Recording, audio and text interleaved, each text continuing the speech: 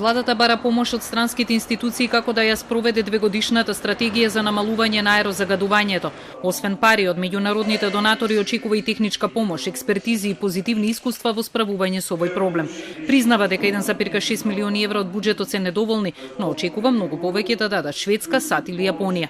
Па само од шведската СИДА тие имаат предвидено еден буџет од 2,5 милиони евра, кој што се надам ќе ги покрие сите оние мерни станици мерни инструменти кои што во момент не работат или ќе ги апдейтираат, ќе ги надградат застарените.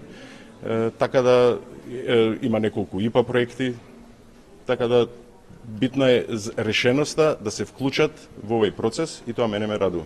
Најбрзо до чист воздух според владата ќе се дојде со замена на печките со конвертори, со гасификација, засилени инспекции, но и со закон со кој ќе се забрани употребата на јагленот за греење.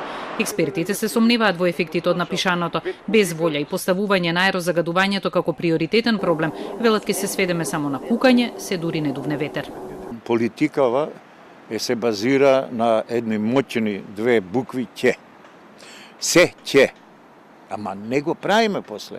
Што ако се забрани? Дали има ту вид колку се користи јаглен, например, во Скопје? Киите дека е тоа занемарливо? И што ако се забрани?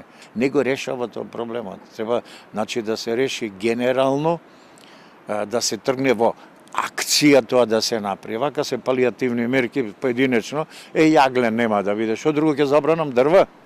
На иста линија со експертите се и граѓаните, велат уморни со одветувања за почист воздух. Никако доволно не прави. Значи ништо не прави. И ние што сме хронично заболени, сега видоме маци сончево време, ама искочив надвор. Иначе не излагамо дома надвор. Ќе го реши бе девојче, како не ќе го реши загадувањето. Само ако сака државата да фрли пари, за народот да му биде подобро. Колку време тоа го велат. Од кога дојде не едната и другата партија на власт. Ништо, само народов го лажат, ништо. Додека власта прави напори да стане видлива низината заложба да го намали аерозагадувањето, Скопје утринава беше на петата топ позиција на најзагадени градови во светот. Благодарение на дождот, Скопје напладне се најде на 65-тото место, но само 3 часа подоцна воздухот го смести градот 20 места погоре на листата на најзагадени.